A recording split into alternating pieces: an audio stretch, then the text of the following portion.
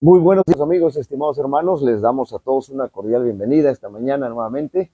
Estamos aquí, hoy es 17 de enero del año 2026 y le damos gracias al Señor nuevamente por la bendición de podernos encontrar ya en este programa que se llama La Voz del Espíritu de Profecía, donde hemos estado estudiando aspectos importantes. Ya tiene varios sábados que hemos venido hablando acerca de la Reforma. Ya estudiamos a varios personajes importantes: Wycliffe, Hus, a Jerónimo, Martín Lutero, y ahorita estamos con Ulrico Zwinglio. Entonces vamos a ver qué es lo que sucede. Estamos en el capítulo número 9 del conflicto de los siglos, que se titula Se enciende una luz en Suiza. Así que voy a invitarles para que inclinemos el rostro, vayamos al Señor y pedir su dirección, porque sin eso, sin la dirección de Dios, no podemos hacer absolutamente nada.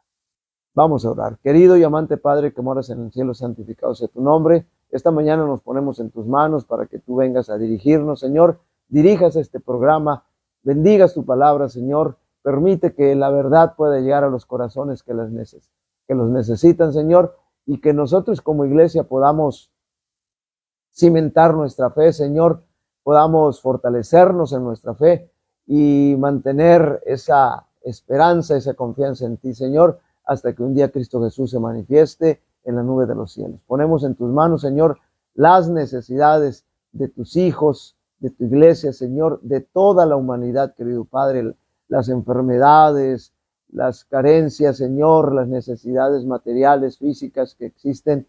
Te rogamos que tú te manifiestes de alguna forma, pero por sobre todo, Señor, te rogamos por la situación espiritual de cada ser humano. En el nombre de Jesús lo pedimos y lo agradecemos. Amén. Amén. Muy bien. Vamos a continuar. Estamos viendo cómo este joven, Ulrico Zwinglio, está pues enfrentado a una situación muy capacitado, muchas virtudes, muchas capacidades que el sistema papal quiere o quería aprovechar para ellos. Entonces sigue diciendo de donde nos quedamos: cada pecado tenía su precio y se otorgaba a los hombres licencia para cometer crímenes con tal que abundase el dinero. Decíamos el dinero en la tesorería de la iglesia. Decíamos que el sistema papal estaba viendo las cualidades, las capacidades, las virtudes que tenía Ulrico Zwinglio, y entonces trató de aprovechar esas capacidades, esas virtudes, esas aptitudes de este joven para que ellos pudieran asirse de dinero, para que pudieran enriquecer sus arcas. Y nos quedamos hablando aquí de acerca de las indulgencias. De modo que seguían adelante dos movimientos: uno que ofrecía el perdón de los pecados por dinero, las indulgencias, y el otro que lo ofrecía por medio de Cristo, lo que el Señor ha enseñado en la Santa Biblia y que nosotros como Iglesia Adventista predicamos y enseñamos. No hay justificación por obra, es decir, ninguno de nosotros nos podemos justificar, no podemos decir, yo soy tan bueno que ya me he ganado la salvación. Nadie nos ganamos la salvación, no tenemos ningún mérito. Nuestros méritos, dice el profeta Isaías, son como trapo de inmundicia, y no quiero mencionar aquí específicamente de dónde viene esa expresión, pero son suciedad, no nos sirven absolutamente de nada. Los únicos méritos son los de Cristo Jesús, porque Él murió por nosotros en la cruz del Calvario, pero antes de morir Él tuvo que vivir una vida de obediencia perfecta y perpetua a los 10 mandamientos de Dios, y por lo tanto eso le da la facultad, lo pone en una posición correcta, adecuada, para que Él pueda ofrecer su vida por nosotros, una vida sin pecado, una vida sin maldad absolutamente, una vida santa, pura. Por eso su sangre es pura y es aceptada como el sacrificio perfecto, sin mancha, sin contaminación. Y entonces ahora Él está intercediendo por nosotros en el santuario celestial, para todos aquellos que quieran aceptarle como su Salvador personal, porque repito, la salvación no es automática. Entonces eso es lo que realmente enseña la Biblia, y eso es lo que estaba enseñando Zwinglio, Ulrico Zwinglio. Roma que daba licencia para pecar, haciendo de esto un recurso para acrecentar sus rentas, y los reformadores que condenaban el pecado y señalaban a Cristo como propiciación y redentor. El problema no es pecar, queridos amigos y hermanos. El problema es quedarnos en el pecado y no ir a Cristo, quien puede realmente limpiarnos de todo pecado. Si usted va a algún otro, si va a algún sacerdote o va a un pastor, o si va a algún otro lugar que no es Cristo Jesús, o a otra persona que no es Cristo Jesús, o trata de hacer algún sacrificio, que la Biblia no menciona ahí que tenemos que sacrificarnos para poder recibir el perdón de los pecados. Si no vamos con el que nos puede redimir, con nuestro Redentor, nosotros no podemos obtener el perdón de los pecados. Así usted pague tantísimo dinero, lo que pueda pagar por el perdón de los pecados, como son esas indulgencias. En Alemania, la venta de indulgencias había sido encomendada a los dominicos y era dirigida por el infame Tetzel. Ya eso ya también lo habíamos tocado de paso. En Suiza, el tráfico fue puesto en manos de los franciscanos bajo la dirección de un fraile italiano llamado Samson. Entonces, en cada lugar había un encargado, un representante de impartir, de vender y de cobrar las indulgencias, de fomentarlas. En este caso, en Suiza, en Alemania era Tetzel y en Suiza era Samson. Había prestado ya buenos servicios a la iglesia y reunido en Suiza y Alemania grandes cantidades para el tesoro del Papa. Cruzaba entonces Suiza, atrayendo a grandes multitudes, despojando a los pobres campesinos de sus escasas ganancias y obteniendo ricas ofrendas entre los ricos. Imagínense, apenas si tenían algunos para subsistir, y entonces llegan, tienes que pagar tanto, es una indulgencia, te cuesta tanto y tus pecados son totalmente perdonados. Recuerden que nuestra salvación, el perdón de nuestros pecados es por gracia. ¿Qué significa que sea por gracia? Gracia significa que la gracia es un regalo inmerecido, es decir, no merecemos ese regalo, pero el Señor nos lo quiere dar si nosotros vamos y lo aceptamos por medio de la fe. No tenemos que pagar nada, no tenemos que pagar absolutamente nada. Pero la influencia de la Reforma hacía disminuir el tráfico de las indulgencias, aunque sin detenerlo del todo. De cualquier manera, la verdad bíblica esparcida por los reformadores frenaba de alguna manera un poquito el auge de las indulgencias, porque y sin embargo no se terminaba, no se detenía, no desaparecían totalmente, como actualmente tampoco desaparece la forma errónea satánica de querer obtener el perdón de los pecados. Pero la influencia, dijimos, de la Reforma hacía disminuir el tráfico de las indulgencias, aunque sin detenerlo del todo. Todavía estaba Zwinglio en Einsendel cuando Samson se presentó con su mercadería en una población vecina. Enterándose de su misión, el reformador trató inmediatamente de oponérsele. No se encontraron frente a frente, pero fue tan completo el éxito de Zwinglio al exponer las pretensiones del fraile que éste se vio obligado a dejar aquel lugar y tomar otro rumbo. Así que Samson ya no era independiente, ya no estaba en total libertad, ya tenía ahí la presencia de Zwinglio que le hacía sombra. ¿Por qué? ¿Por qué le hacía sombra? Porque era más poderoso el mensaje de Zwinglio, porque era un mensaje bíblico, porque era lo que el Señor enseñaba. Él estaba presentando a Cristo Jesús.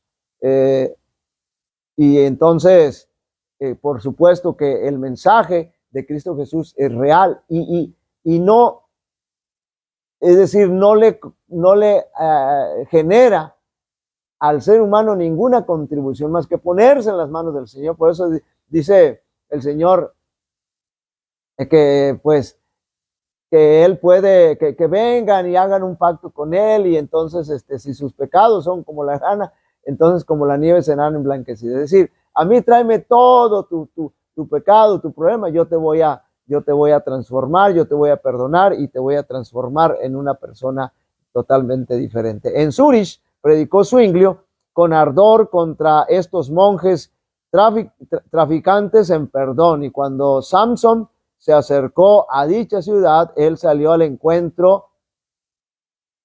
al encuentro un mensajero enviado por el consejo para ordenarle que no entrara. No obstante, logró al fin introducirse por estratagema, pero poco a poco le despidieron sin que hubiese vendido ni un solo perdón, y no tardó en abandonar a Suiza. Se le estaba cayendo el negocio. Note bien, aquí hay una palabra importante, voy a repetirla. En Zurich predicó Zwinglio con ardor contra estos monjes traficantes de perdón. Actualmente el tráfico de armas, se lucha contra el tráfico de armas, contra el tráfico de drogas, pero en ese tiempo y ahora también hay un tráfico de perdón. Es decir, se le ofrece el perdón al ser humano de manera equivocada, solamente se le roba su dinero, y entonces, porque este es un plan satánico, porque el enemigo no quiere que nadie proceda al arrepentimiento y reciba realmente el perdón de los pecados, porque él sabe que está perdido, y entonces todo mundo quiere que esté perdido. Un fuerte impulso recibió la Reforma con la aparición de la peste o gran mortandad, que azotó a Suiza en el año 1519. Al verse los hombres cara a cara con la muerte, se convencían de cuán vanos e inútiles eran los perdones que habían comprado poco antes, y ansiaban tener un fundamento más seguro sobre el cual basar su fe.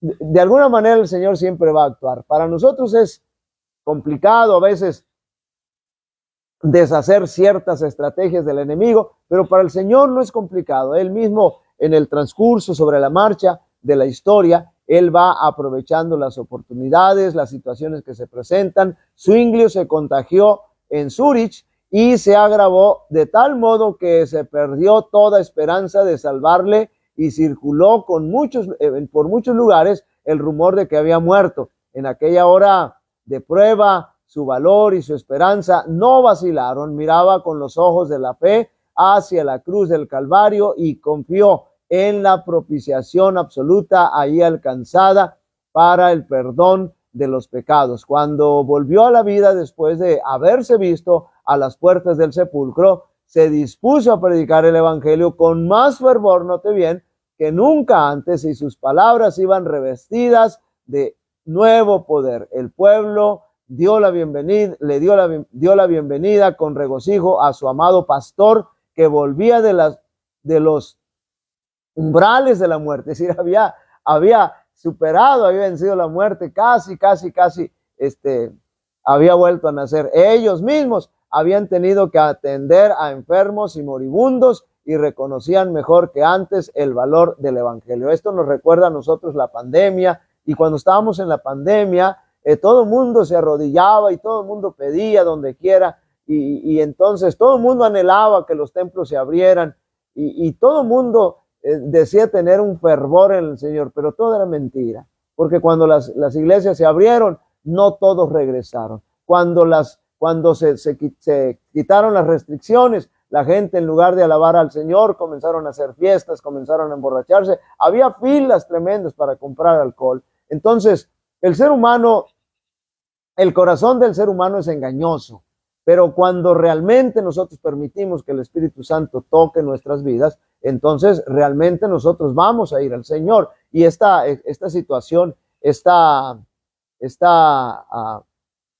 peste o gran mortandad que azotó a Suiza en el año 1519, pues realmente en Zwinglio y en la iglesia que buscaba en ese tiempo realmente al Señor, pues fue de gran impacto espiritual positivo. Zwinglio había alcanzado ya un conocimiento más claro de las verdades de y experimentaba mejor en sí mismo su poder regenerador. Claro, había experimentado el poder de Dios, en carne propia lo había vivido. La caída del hombre y el plan de redención eran los temas en los cuales se espaciaba. En Adán, decía él, todos somos muertos, hundidos en corrupción y en condenación. Pero Jesucristo nos ha dado una redención que no tiene fin. Su muerte aplaca continuamente la justicia divina en favor de todos aquellos que se acogen, note bien, a aquel sacrificio con fe firme e inconmovible. Es decir, a la ley de Dios, la violación de la ley de Dios que hicieron Adán y Eva, trae como resultado, la ley dice que el pecador tiene que morir, pero quien muere en nuestro lugar es nuestro Señor Jesucristo, y entonces con eso, el Señor está cumpliendo la justicia de la ley, los 10 mandamientos, aunque también está cumpliendo la ley ceremonial, porque la ley ceremonial, recuerden ustedes que surge debido a que el pecado entra, y cuando se sacrificaba el corderito que señalaba la ley ceremonial, era un tipo de Jesucristo, es decir, anunciaba que Cristo Jesús un día habría de venir a morir a la cruz del Calvario por nosotros, derramar su sangre, y entonces cuando el tipo que es el corderito, el animalito, se encuentra con el antitipo que es Cristo Jesús, ahí cuando Jesús estaba pendiendo de la cruz, cuando estaba siendo crucificado, sacrificado, martirizado, llegó la hora, las 3 de la tarde, que era el momento cuando se hacía el segundo sacrificio, el de la tarde, y entonces la Biblia dice que el corderito saltó, se fue, siendo un animal siempre manso, siempre tranquilo, se fue, saltó, no dejó ser sacrificado, y el velo del templo se rasgó de arriba abajo en 2, y entonces se vio el lugar santísimo, y esto significa que el Señor había cumplido y que con su sacrificio ahora todos teníamos acceso al sacrificio de Cristo, la oportunidad de salvarnos, pero tenemos que aceptar a Jesús. Repito, la salvación no es automática. Tenemos que ir al Señor, tenemos que aceptar al Señor para que Él pueda ser nuestro intercesor y con su sangre ante el Padre interceder por nosotros y limpiarnos de todo pecado. Entonces, y explicaba, voy a repetir aquí, Zwinglio había alcanzado ya un conocimiento muy claro de las verdades de y experimentaba mejor en sí mismo su poder regenerador. La caída del hombre y el plan de redención, note bien, eran los temas en los cuales se espaciaba. La caída del hombre y cómo es redimido, es decir, desde Adán y Eva. En Adán, decía él, todos somos muertos, hundidos en corrupción y en condenación, pero Jesucristo nos ha dado una redención que no tiene fin. Su muerte aplaca continuamente la justicia divina en favor de todos aquellos que se acogen, es decir, que reciben aquel sacrificio, que lo aceptan con fe firme e inconmovible. Y explicaba que el hombre no podía disfrutar de la gracia de Dios, de Cristo, si seguía en el pecado. Y aquí quiero seguir reiterando, el Señor nos vino a salvar no con nuestros pecados, sino de nuestros pecados. Cuando nosotros aceptamos al Señor, entonces abandonamos el pecado. No podemos seguir con el pecado, porque si seguimos con el pecado, finalmente vamos a ser destruidos juntamente con el pecado. El Señor odia el pecado, pero ama al pecador. Pero cuando el Señor tiene que hacer sus juicios, cuando el Señor tenga que destruir al pecado, si el pecado está en nosotros, si nosotros no hemos abandonado el pecado, pues el Señor tiene que destruirnos a nosotros. Y no porque no nos ame, sino porque odia el pecado, pero nosotros amamos al pecado y no decidimos desprendernos. Entonces, fíjense bien, y explicaba Zwinglio que el hombre no podía disfrutar de la gracia de Cristo si seguía en el pecado. Y algunos dicen, ay, es que tú ya no tienes que hacer nada, tú puedes seguir siendo el mismo porque Jesucristo ya lo hizo todo, así que ya no debes guardar los 10 mandamientos, ya no debes obedecer la palabra de Dios, porque, bueno, ya el Señor lo hizo todo por ti. Entonces no te preocupes, eso es un terrible engaño del enemigo. Donde se cree en Dios, ahí está Dios. y donde está Dios existe un celo que induce a obrar bien. Note bien, nosotros no estamos haciendo buenas obras para salvarnos, no, sino como consecuencia de que ya somos salvos y que estamos demostrando con nuestras buenas obras, con nuestra vida de obediencia, con nuestra vida de acuerdo, que vivimos de acuerdo, el estilo de vida que tenemos de acuerdo a la palabra de Dios, estamos evidenciando que tenemos la fe verdadera, porque el producto de la fe verdadera son las buenas obras, la obediencia a los requerimientos de nuestro Dios. Creció tanto el interés en las predicaciones de Zwinglio que la catedral se llenaba materialmente con las multitudes de oyentes que acudían para oírle. Claro que sí, porque la palabra de Dios cuando cuando se predica, atrae los corazones, porque es el Espíritu Santo el que está obrando poco a poco, y a medida que podían soportarla, el predicador les exponía la verdad. Cuidaba de no introducir desde el principio puntos que los alarmasen y creasen en ellos prejuicios. Su obra era ganar sus corazones a las enseñanzas de Cristo, enternecerlos con su amor y hacerles tener siempre presente su ejemplo, y a medida que recibían los principios del Evangelio, abandonarían inevitablemente sus creencias y prácticas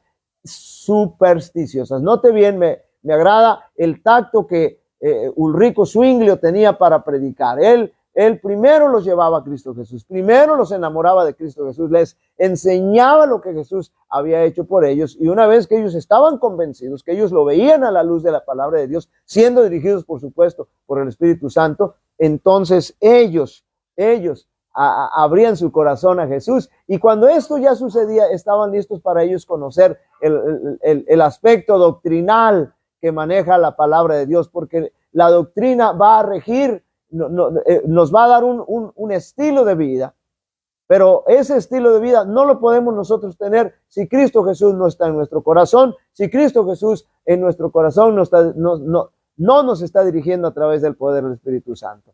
Paso a paso avanzaba la reforma en Zúrich. Alarmados, los enemigos se levantaron en activa oposición. Un año antes, el fraile de Wittenberg había lanzado su no al Papa y al emperador de Worms, y ahora todo parecía indicar que también en Zúrich iba a haber oposición a las exigencias del Papa. Aquí está haciendo referencia a Martín Lutero. Recuerden que Martín Lutero era quien estaba dirigiendo en la capilla de Wittenberg, y entonces con sus 95 tesis, él está declarando que algo está pasando mal en la iglesia, que no se está predicando la palabra del Señor. En realidad no se predicaba la palabra del Señor. Y entonces acá en Suiza, el Ulrico Zwinglio hace exactamente lo mismo. En los cantones que reconocían al Papa, de vez en cuando algunos discípulos del Evangelio eran entregados a la hoguera, pero esto no bastaba. El que enseñaba la herejía debía ser amordazado. Por lo tanto, es decir, los querían callar. Por lo tanto, el obispo de Constanza envió tres diputados al Consejo de Zúrich para acusar a Zwinglio de enseñar al pueblo a violar las leyes de la iglesia, con lo que trastornaba la paz y el buen orden de la sociedad. Note bien, voy a repetir nuevamente: el sistema papal, cuando no puede argumentar, porque nunca lo va a poder hacer, no puede argumentar con la Biblia, porque ellos no se basan en la Biblia, sus enseñanzas no son bíblicas, entonces ellos no pueden argumentar, y entonces comienzan a atacar con la violencia, con la desacreditación, inventando delitos, inventando ilícitos, para que el poder civil, el gobierno, pueda echar mano de ellos y entonces destruirlos. Insistía él en que si se menospreciaba la suprema autoridad de la iglesia, vendría como consecuencia una anarquía general. Zwinglio replicó, que por 4 años había estado predicando el evangelio en Zúrich, y que la ciudad estaba más tranquila que cualquier otra ciudad de la Confederación. Note bien cómo el estilo de vida, repito, que cuando se predica la palabra de Dios, hace la diferencia. No importa, es decir, no, supongamos que lo que la Biblia dice es mentira, de que Cristo viene y que nos va a redimir, vamos a ir al cielo por 1000 años y luego vamos a regresar a esta tierra totalmente recreada.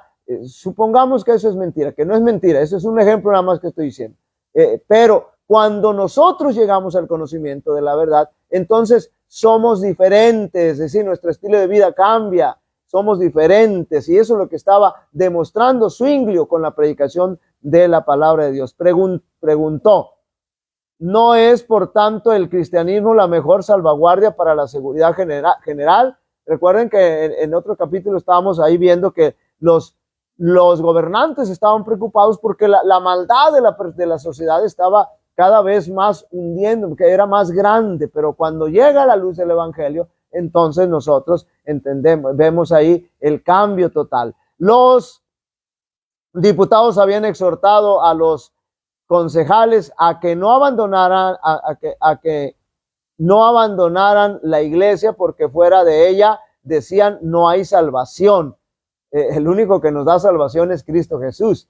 Si bien es cierto, el Señor ha dejado su iglesia para la predicación del evangelio, pero su iglesia verdadera es el camino que nos va a llevar a encontrarnos con el Señor, pero el único que realmente salva es Cristo Jesús. Zwinglio replicó que esta acusación no os conmueva. El fundamento de la iglesia es aquella piedra, el fundamento de la iglesia es aquella piedra de Jesucristo, y no es Pedro, como ellos dicen.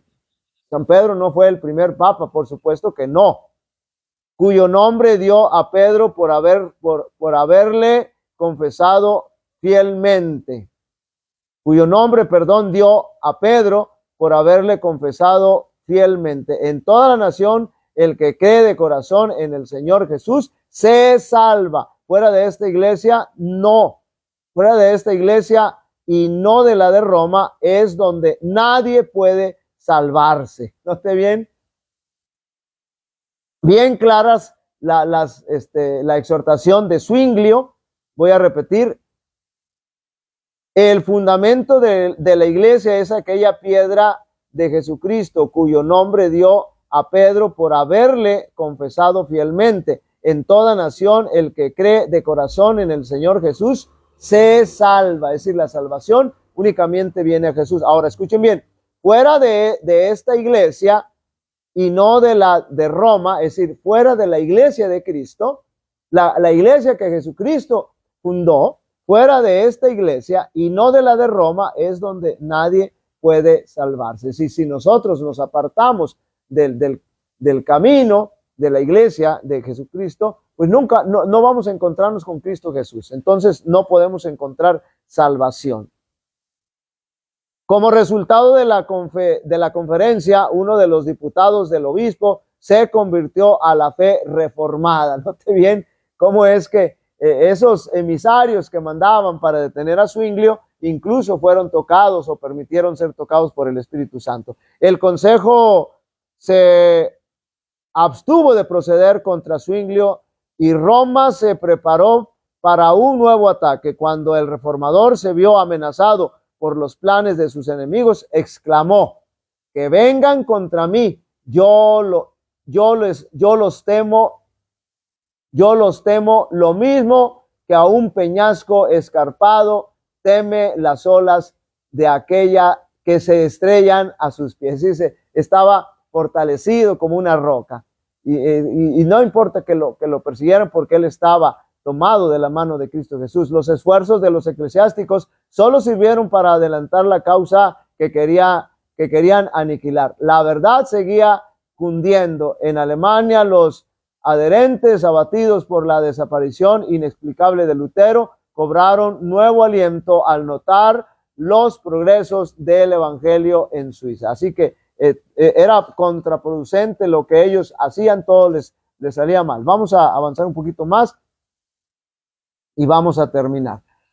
A medida que la reforma se fue afianzando en Zúrich, se vieron más claramente los frutos en la supresión del vicio, no te viene el dominio del orden y la armonía. La paz tiene su habitación en nuestro pueblo, escribía Zwinglio. No hay disputas, ni hipocresía, ni envidia, ni escándalos. ¿De dónde puede venir tal unión sino del Señor y de la doctrina que enseñamos, la cual nos calmó de los frutos de la piedad y de la paz? Las victorias obtenidas por la reforma indujeron a los romanistas a hacer esfuerzos más resueltos para dominarla, viendo cuán poco habían logrado con la persecución para reprimir su obra de Lutero en Alemania. Decidieron atacar la reforma con sus mismas armas. Sostendrían una discusión con Zwinglio y, encargándose de los asuntos, se asegurarían el triunfo al elegir no solo el lugar en que se llevaría a cabo el acto, sino también los jueces que decidirían de parte de quién estaba la verdad. Si lograban por una vez tener a Zwinglio en su poder, tendrían mucho cuidado de que no se les escapase. Una vez acallado el jefe, todo el movimiento sería pronto aplastado. Este plan, por supuesto, se mantuvo en la mayor reserva. Y bueno, vamos a dejarle hasta aquí.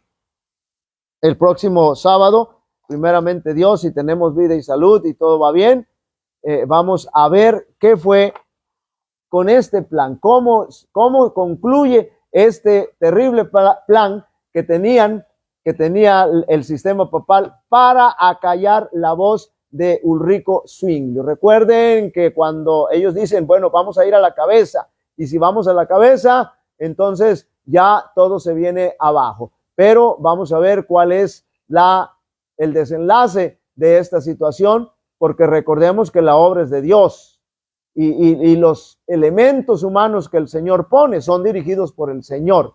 Y Él solamente va a suceder, escuche bien, aquí en la tierra y en cualquier lugar, solamente va a suceder lo que el Señor permita. Porque el Señor es el que tiene el control de la historia de este mundo.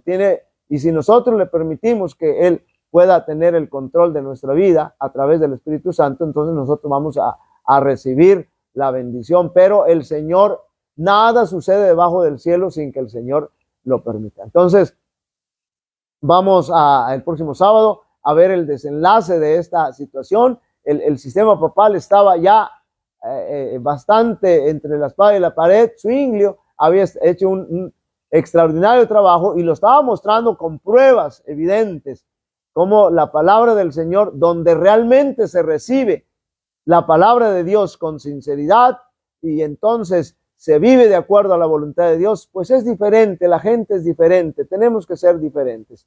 Cuando nosotros participamos en la iglesia, por ejemplo, acabamos de tener los 10 días de oración.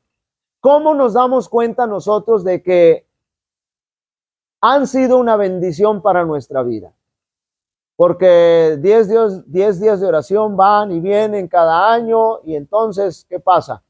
¿Cómo nos damos cuenta de que realmente nosotros esos 10 días han sido una bendición para nuestra vida espiritual? Y la respuesta es porque somos diferentes. Si al haber terminado estos 10 días de oración, usted sigue siendo el mismo, entonces no tuvo ningún efecto. Usted no se encontró con Cristo Jesús. Usted no permitió que el Espíritu Santo dirigiera su vida.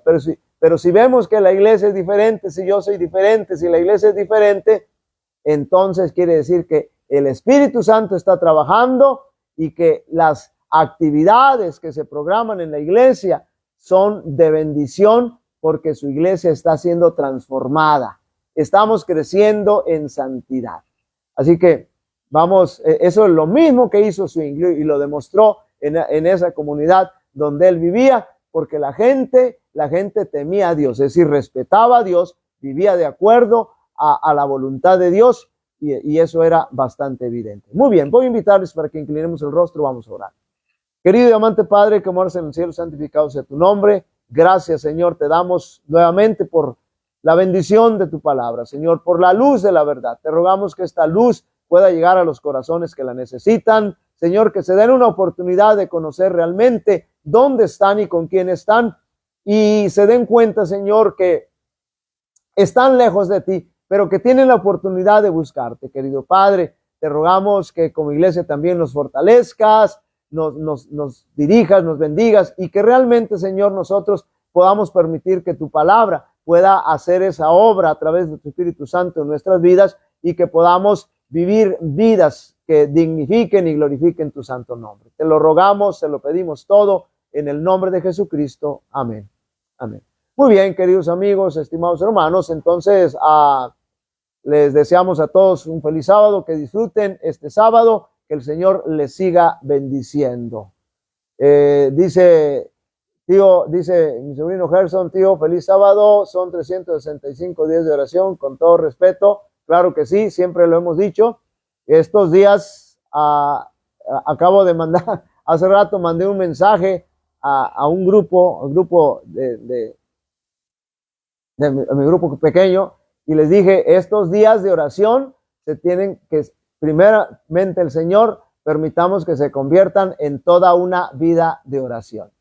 En una vida de oración, a cada momento, a cada instante. Y siempre que vienen estos 10 días de oración, les decimos que no solamente sean 10 días de oración, sino que se conviertan en toda una vida de oración. De aquí en adelante, si no hemos sido hombres y mujeres de oración, entonces seamos hombres y mujeres de oración, porque sin la oración nosotros realmente no podemos hacer nada. ¿Por qué no podemos hacer nada? Porque la oración es la comunicación que tenemos con el Señor. Y si no nos estamos comunicando con el Señor, imagínense entonces cómo puede estar nuestra vida espiritual. Muy bien, que Dios les bendiga, Dios les acompañe, y nos vemos aquí el próximo sábado, si el Señor lo permite.